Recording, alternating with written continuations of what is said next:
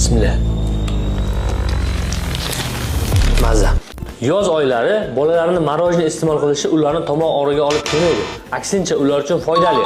Hozir sizlar bilan marojning foydali tomonlarini birma-bir sanab o'tamiz.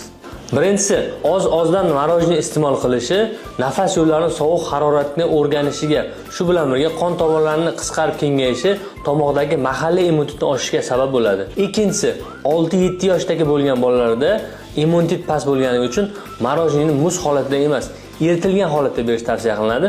Shu bilan birga vitaminga boy ozuqa-moddalar qo'shib iste'mol qilsa, bolaning immunitetiga mana shunday ta'sir qiladi. Uchinchisi, yoz oyida iste'mol qilingan marojni organizm sovishiga sabab bo'ladi.